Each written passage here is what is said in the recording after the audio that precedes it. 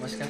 याविषयी आज आपण आचार्य वाग्भट रचित अष्टांगोदय सूत्रस्थानमधील अध्याय क्रम 4 रोगान उत्पादने अध्याय यामध्ये वेगाचे प्रकार व कार्य याविषयी थोडक्यात माहिती जाणून घेऊ.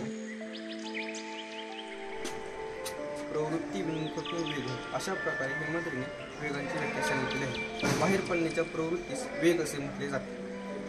वरील श्लोकात वर्णन केल्यानुसार वात विमुक्तादी घटक हे शरीराबाहेर पडण्याच्या प्रवृत्तीस वेग असे म्हटले जाते. वेगांचे आयुर्वेदानुसार दोन प्रकार पडतात, धारणीय वेग व अधारणीय वेग. आता आपण बघूया अधारणीय. अधारणीय नावातच आहे ज्यांचे धारण करायचे नाही, अन्यथा ते रोग उत्पत्तीचे कारण.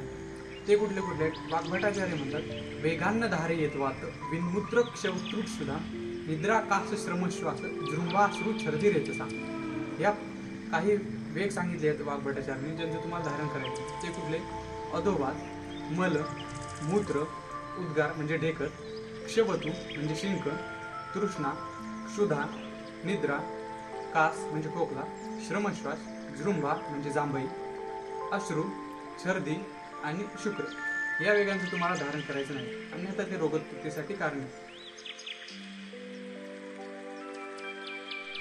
धारयतु सदा वेगान् हितेषि प्रेत्यचेह च लोभईर्षा द्वेष मात्सर्य रागादीनां जितेंद्रिय.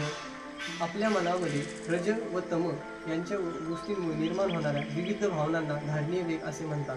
एखाद्या मनुष्याला इहलोकी व परलोकी जर सुखी जीवन जगायचं असेल तर त्यांनी लोभ, ईर्ष्या, द्वेष, मात्सर्य व राग या इत्यादी वेगांचे नेहमी धारण केले पाहिजे. धन्यवाद.